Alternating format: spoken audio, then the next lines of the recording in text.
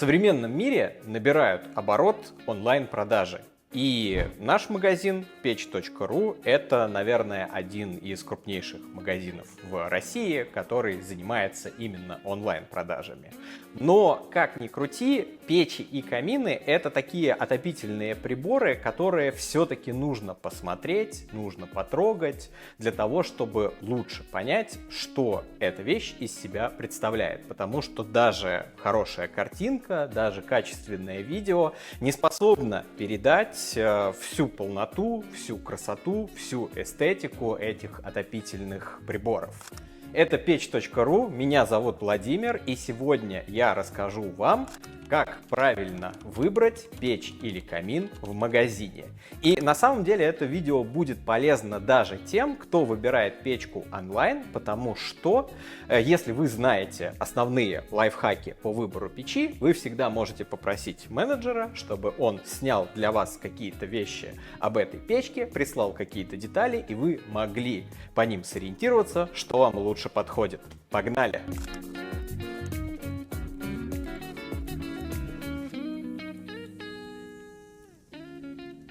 И первый вопрос, с которого хотелось бы начать, это, конечно же, из чего сделана печка. Здесь, в общем-то, есть два основных материала. Это либо сталь, либо чугун, потому что современные печи и камины, они либо стальные, либо чугунные. Если говорить о чугуне, чугунные печки и камины до сих пор пользуются спросом, и эта мода еще не скоро пройдет, потому что это традиционно хороший качественный материал, который отлично подходит для отопления. По чугуну на самом деле довольно легко понять, какая печка хорошая, а какая плохая, даже визуально. То есть, например, вы берете какую-то модель и начинаете рассматривать прямо корпус самого чугуна. Если вы видите на чугуне какие-то раковины, отливы, неровности или пузыри, это говорит о нарушении технологии производства чугуна. И здесь на самом деле, что снаружи, то может быть и внутри. Особенно это касается пузырей. Если, например, на чугунной детали есть пузыри, они также могут быть внутри этой чугунной детали. И это риск потенциального разрыва и лопнувшей чугунной плиты в будущем. И здесь можно прямо по производителям посмотреть, у кого чугун более качественный, более ровный, более гладкий, тот, в общем-то, и лучше. Со сталью немножечко другая ситуация. Дело в том, что производители, как правило, неохотно раскрывают материал, из которого сделаны их печи. Можно уточнить у менеджеров, из какой конкретно стали сделана печка, но самостоятельно понять, из какой стали печь, у вас, скорее всего, не получится. Печи, как правило, сделаны из нескольких слоев.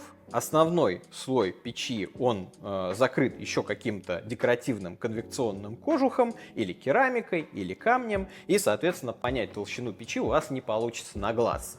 Вы можете об этом спросить у менеджера, он уточнит у производителя, и, соответственно, тогда понятно, какая сталь толще, у какого производителя.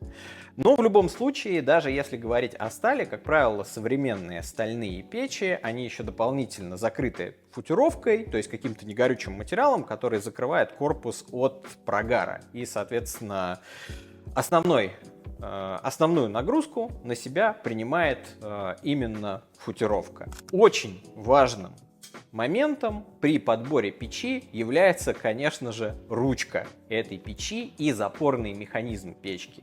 Дело в том, что вам придется регулярно открывать печку для того, чтобы подбросить дрова, для того, чтобы почистить внутри нее. То есть это самый ходовой и самый важный элемент печи. Здесь можно понять, насколько печка надежная, буквально просто открывая и закрывая ее. Если у печи есть доводчик, если она закрывается уверенно и при этом мягко, значит, эта дверца может прослужить долго.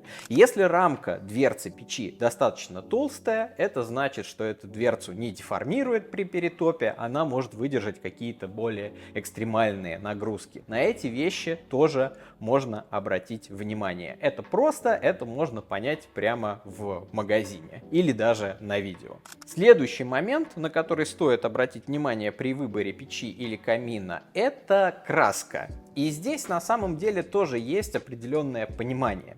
как покрашена печка и чем покрашена. В общем-то, современные краски, насколько я могу судить, делятся на два типа. Есть более дешевые краски, это по типу церты. Она, как правило, более серого графитового цвета, и она отличается широковатостью.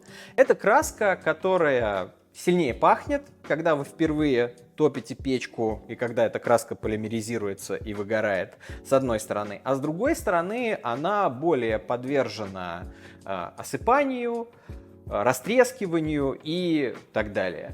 Соответственно, есть немецкая краска, например, Синотерм, который красит очень многие европейские печи и камины. И это краска, которая даже по своей фактуре отличается. Она более мягкая, более гладкая, более укрывистая, она не пахнет при первом розжиге, и даже визуально, в принципе, можно отличить, но лучше, конечно же, уточнять у продавца, какую краску использует производитель для покраски той или иной печи.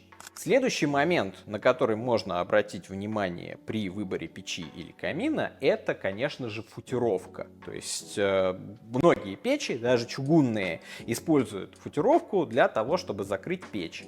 Соответственно, два основных материала, которые используются в качестве футировки печей и каминов, это либо шамот, либо вермикулит. И здесь тоже достаточно понятно. Если шамотные кирпичи выглядят рыхло, если они шатаются внутри печки, если они, соответственно, какого-то непонятного раскроя и дизайна, это говорит о том, что это достаточно дешевый шамот плохого качества.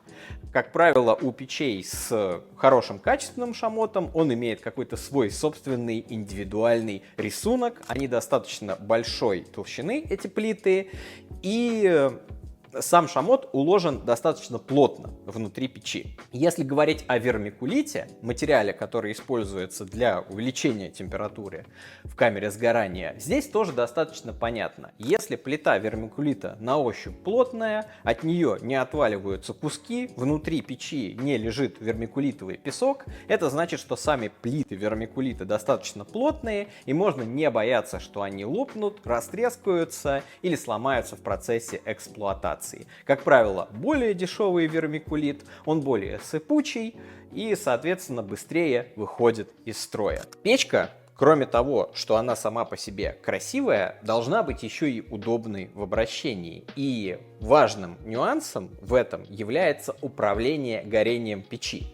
Как правило, у печей есть задвижки, которые регулируют подачу воздуха. И здесь у разных печей все организовано по-разному. Если мы берем какие-то более старые модели, у них, как правило, есть несколько задвижек, которые регулируют разные места горения, разные места, где подается воздух на горение. То есть, например, есть отдельно регулировка подачи воздуха на стекло, чтобы она не коптилась. Есть отдельно регулировка подачи воздуха на заднюю стенку печи для дожига. И есть отдельно основная регулировка подачи воздуха на горение снизу. То есть, вы представляете, 3 регулировки печи для того, чтобы просто настроить ее горение. Это, конечно же, не очень удобно. Пока вы привыкнете разбираться во всех этих рычагах, вам это достаточно быстро надоест. Соответственно, есть печи с 2 регулировками. Одна, соответственно, это основная подача воздуха, там снизу на колосник на горение. Вторая — это подача вторичного воздуха, как правило, на стекло.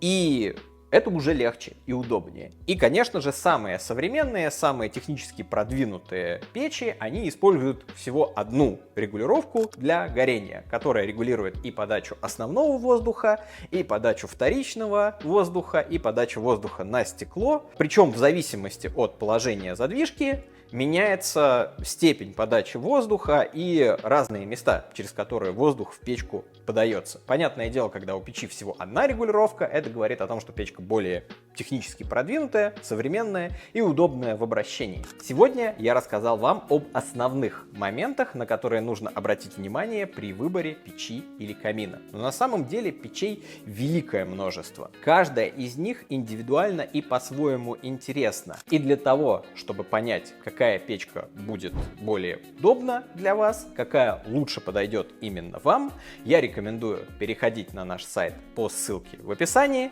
подписываться на наш канал, следить за выходом нового видео, и мы расскажем о том, какие печки лучше подходят именно для вас.